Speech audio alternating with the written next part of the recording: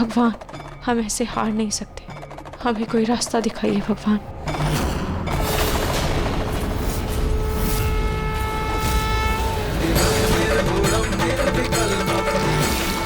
अरे मैं तो ये लोटे में दूध लेकर आई थी, ये दही कहाँ से आ गया?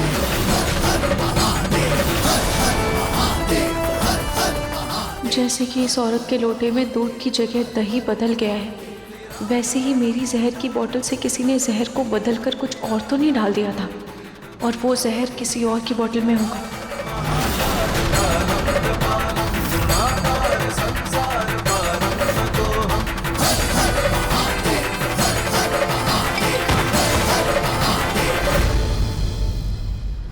स्पर्श, जिस जहर की शीशी पर तुमने नाहर जी की उंगलियों के निशान लगाए थे, वो जहर की शीशी तुमने मेरे कमरे से ली थी ना?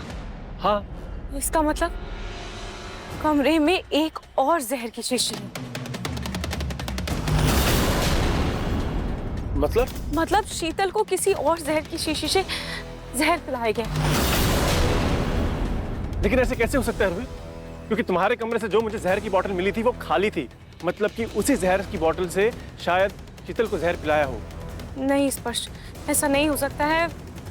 उस जहर की शीशी से शीतल को जहर नहीं पिलाया जा सकता, क्योंकि वो जहर मैंने पिया था। What? वो जहर तुमने पिया था? हम मतलब तुम्हें मुझसे शादी नहीं करनी थी और तुम्हें मुझसे शादी करने के बजाय जहर पीना ज्यादा इजी लगा। क्या इतना बुरा हूं मैं?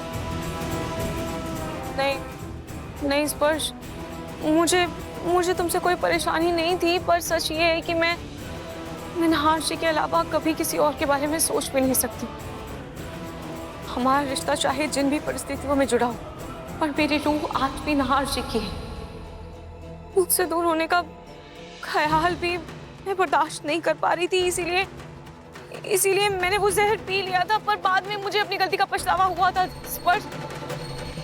पर फिलहाल ये सब बात छोड़ो, हमें फिलहाल उस खूनी का पता लगाना है। लेकिन तुमने जहर क्यों पिया? तुम एक बार मुझे अपने दिल की बात बता देती तो मैं खुद पीछे हट जाता।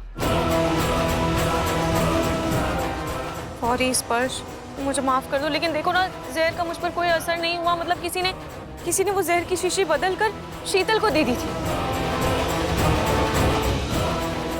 लेकिन ऐसा कौन कर सकता है? लेकिन वहां पे तो सब तुम्हारे घर वाले थे और बाकी के लोग तुम्हारे मायके वाले।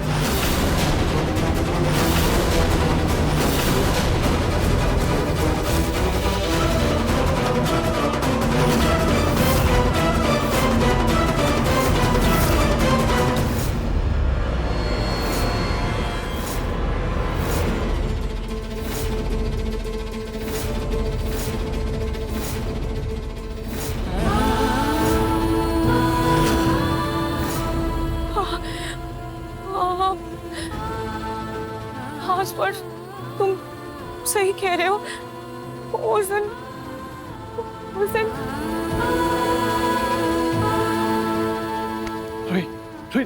तुम ठीक हो? मैं पानी लेके आता हूँ।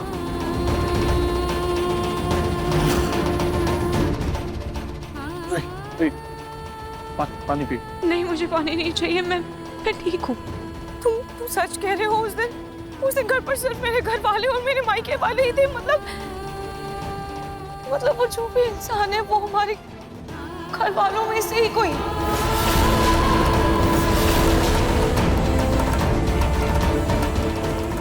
सोनी जी, अगर आप तैयार हैं तो चलें। हाँ रतन जी, आगे। जी रतन जी, चलिए।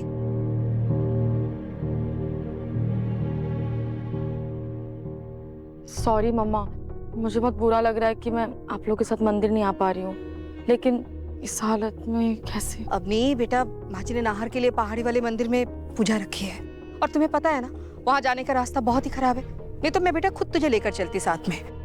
हमें तो खुद ही बुरा लग रहा है कि ऐसी हालत में तुझे हम घर पे अकेले छोड़कर जा रहे हैं। आप लोग चिंता मत कीजिए, मैं हूँ अपनी जी के साथ यहाँ पे। जाइए आराम से, मैं अच्छे से ख्याल रखूंगा इनका।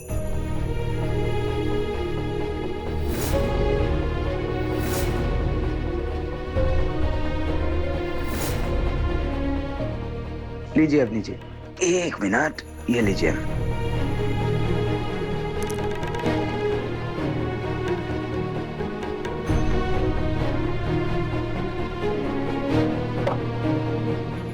रोमिल जी, मैं थोड़ी देर के लिए आराम करने जाती हूँ कमरे में। हाँ, आराम से उठिए।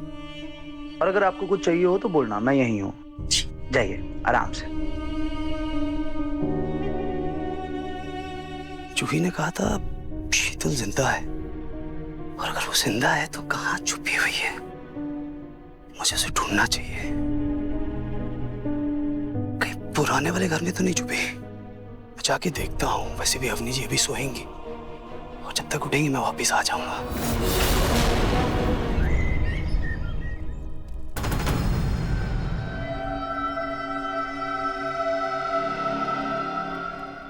पूनम, आप कुछ छुपा रही हैं क्या? देखिए, पलक की मौत का सदमा हम सबको लगा है, लेकिन आपके चेहरे पर कुछ अलग ही डर दिख रहा है। प्रतीक के पापा, मुझे पलक की बहुत याद आ रही है। देखिए ना, जब मुझे उसकी अच्छाई का पता चला तो मैं उसे बता भी नहीं सकती कि वो कितनी अच्छी है, क्योंकि वो सबसे इतनी दूर जा चुकी है। मुझे यहाँ बात को टंसी हो रही है। ये हवन का जो धुआं मेरे सर पर चढ़ रहा है। मैं जरा दूर जाकर बैठती हूँ वहां पर। पंडित जी तो है ही पूजा करने के लिए, आप लोग पूजा कीजिए।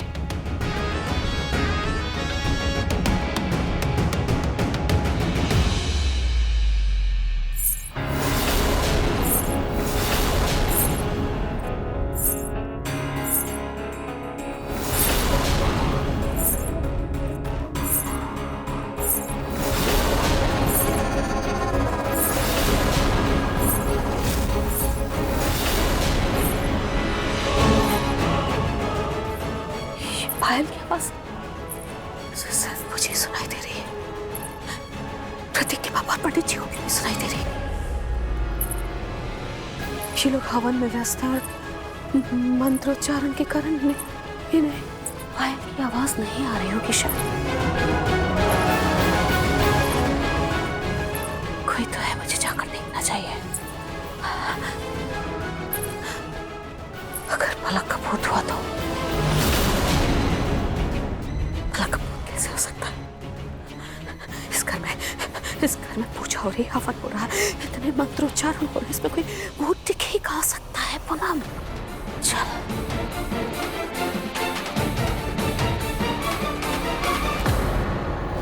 और मैंने माना कि तुम्हारे कारण नाहर जी पर इल्जाम लगा था, लेकिन जब पुलिस नाहर जी को लेकर जा रही थी तब तो वो शख्स भी वहीं चुपचाप खड़ा होगा ना। वो देख रहा होगा सब कुछ, पर फिर भी उसने आगे आकर अपना गुनाह कबूल नहीं किया। नाहर जी बेचारे वो तो अपने परिवार पर अपनी जान छिड़कते हैं, पर फिर भी उन्हें कोई बचाने ही नहीं आया।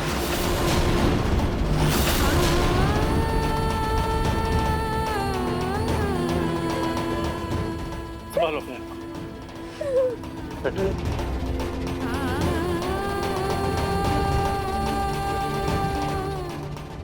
पापा, ये आपने मुझे कैसे दोराहे पर लाकर खड़ा कर दिया।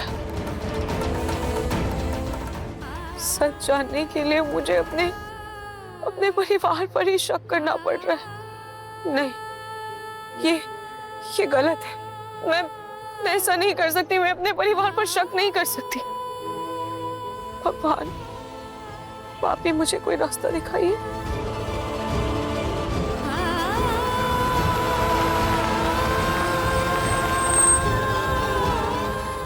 तुम यहीं रुको, मैं भोले बाबा के दर्शन करके आता हूँ।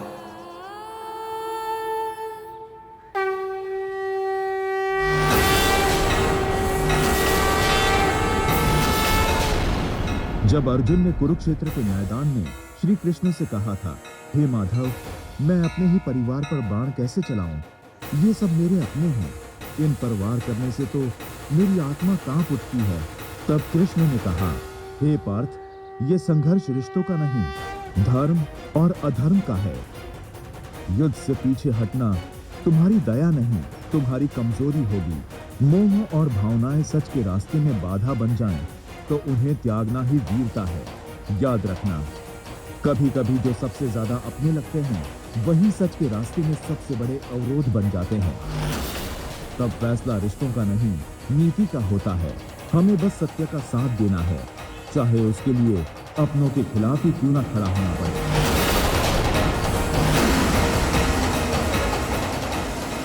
ये भगवान का इशारा ही है, जो खुद चाहते हैं कि तुम सच का पता लगाओ, और उसके लिए तुम्हें तुम्हारे अपनों पे शक ही क्यों ना करना पड़े। तुम्हें सच सामने लाना ही होगा, जैसे कि तुम अपने दोस्त यानी मुझ तक पहुंची और आधा सच का पता चला, ऐसे ही तुम्हें पूरा सच का पता लगाना। याद करो कि उस दिन तुम्हारे कमरे में कौन आया था।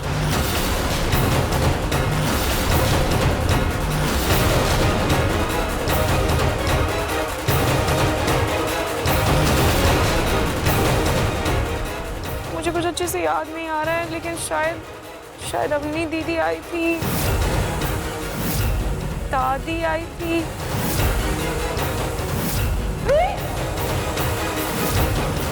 जूही आई थी। पर इन सब में से कोई भी शीतल को क्यों मारना चाहेगा? रूही, याद करो उस दिन कुछ तो ऐसी हरकत हुई होगी जो तुम्हें अलग लगी होगी, कुछ ऐसा जो तुम्हें याद हो।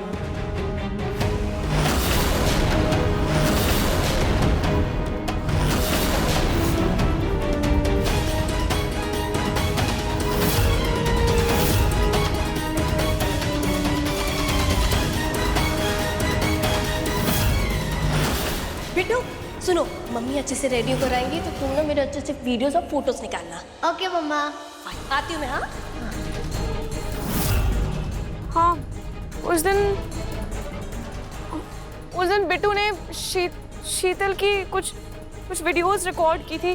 स्पर्श, क्या पता हमें उस रिकॉर्डिंग में कुछ मिल जाए या कोई ऐसा सबूत मिल जाए जो हमारे काम का हो। लेकिन शीतल का फोन तो पुलिस के पास होगा ना? नहीं, पुलिस ने तो शीतल के फोन के बारे में पूछा भी नहीं, क्योंकि इल्जाम सीधा नहार जी पर लग गया था। तो मुझे लगता है शीतल का फोन घर पर ही होगा। मुझे घर वापस जाकर पता करना होगा।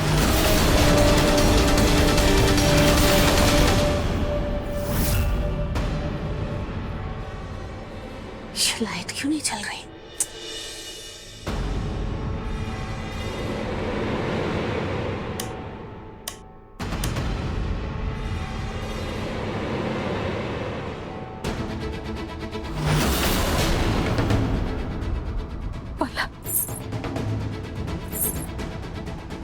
पलक, तुम हो क्या? देखो, ऐसे मुझे डराना अच्छी बात नहीं है पलक। तुम्हारे नाम की शांति पूजा हो रही है घर में, जल्दी तुम्हारी आत्मा मुक्ति मिल जाए। पलक,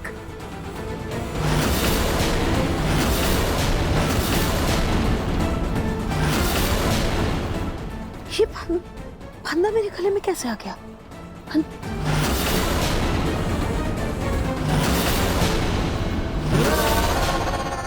कौन है?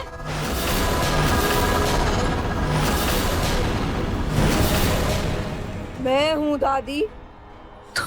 आपने मुझे जान से मारा, मुझे भटकती हुई आत्मा बनाया, पिंकू जी को मुझसे दूर किया। अब मैं आपको अपने साथ लेके जाऊंगी, आपको भी अपने पति और पोते से दूर कर दूंगी। मैंने कुछ नहीं किया, छोड़ो छोड़ो मुझे। अगर आप चाहती हैं कि मैं आपको छोड़ दूं, तो कबूल करिए अपनी सच्चाई। सबको बता दीजिए कि आपने मुझे मारा है। अबे, मैंने तुम्हें नहीं मारा।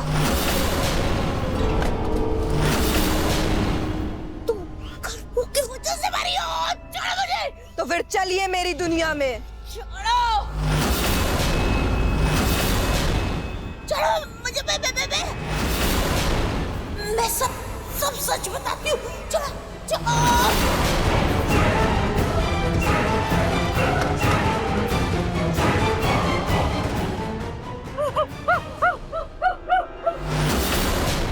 अब यहाँ पे आखिरी आहुति डालिए।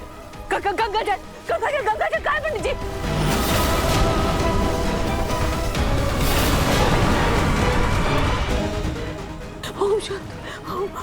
सकती। पूनम, पूनम क्या कर रही हैं आप? पूनम, अरे गंगा जल छिड़क रही हूँ, देख नहीं रही आप? अरे प्रतीक के पापा, आपको पता है पलक का भूत यही है, और गंगा जल छिड़कने से सब शुरू हो जाता है, फिर आत्मा नहीं रहती। कहाँ है पलक का भूत? अरे कहाँ है मतलब, ये कमरे में था। आपको मालूम है, मैं जब कमरे में आई मैंने देखा सब कमरे में अंधेरा था।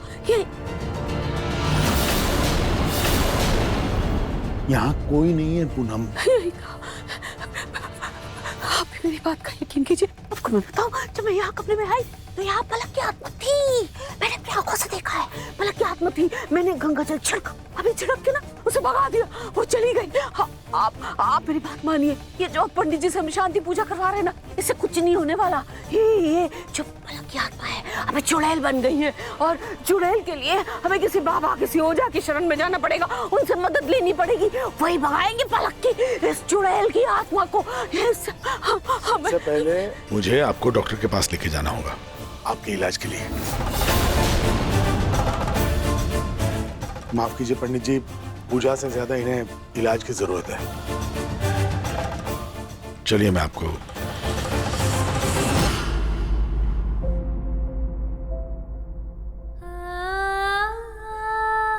इंस्पेक्टर, उस रात मैंने ही नाहार को फोन करके हॉस्पिटल बुलाया था, और जो जहर की बोतल आपको मिली है उस पर मैंने ही नाहार की उंगलियों के निशान धोखे से लगाए, और आईसीयू में आग लगाने वाला भी मैं ही था।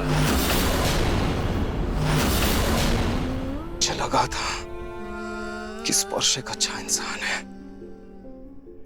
रोही ने उसे अपना लाइफ पार्टनर चुना है तो एक अच्छा इंसान ही होगा, लेकिन नहीं, मैं गलत था मैं। बेचारी रोही, उसे कितनी तकलीफ हुई होगी स्पर्श की सच्चाई जानकर। उसका तो दिल ही टूट गया होगा। और देखो, जिसके साथ वो अपनी नई जिंदगी शुरू करने वाली थी, उसी से लड़ रही है वो भी किसके लिए? मेरे लिए। और मैं चाहकर भी कुछ नहीं कर पा रहा हूं। ओए, शोर मचाना बंद कर, चुपचाप खाना खा ले।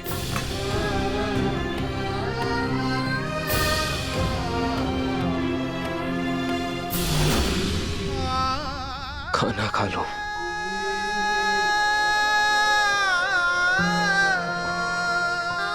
वहां मेरी रोही मुझे जेल से बाहर निकालने के लिए पता नहीं कहां भटक रही होगी, और मैं खाना खा लूं।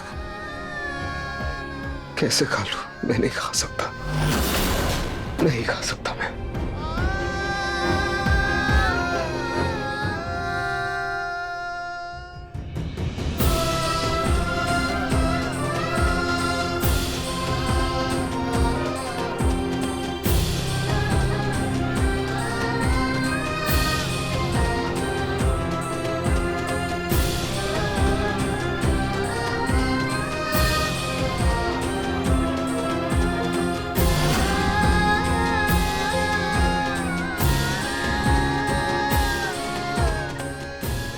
जी, ऐसे खाने का अपमान नहीं करते।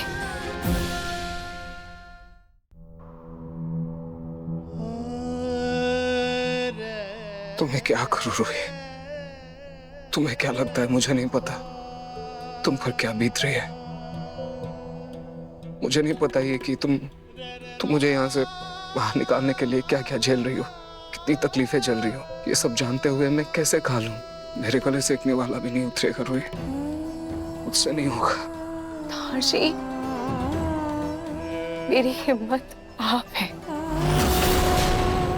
और अगर आप खाना नहीं खाएंगे और बीमार पड़ जाएंगे तो मेरी हिम्मत टूट जाएगी ना। इसीलिए अपने लिए ना सही पर मेरे लिए आप प्लीज खाना खा लीजिए।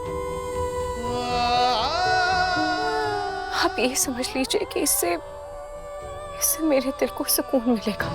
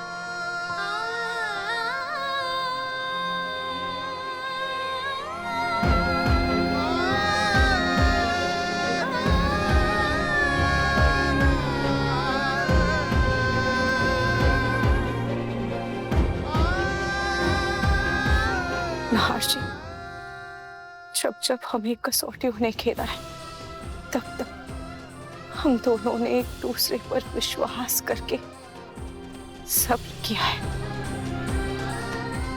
अब भी हमें थोड़ा सब्र और करना है, और आप देखिएगा उसके बाद सब ठीक हो जाएगा। मुझे तुम पर पूरा भरोसा है रोही, खुद से भी ज्यादा।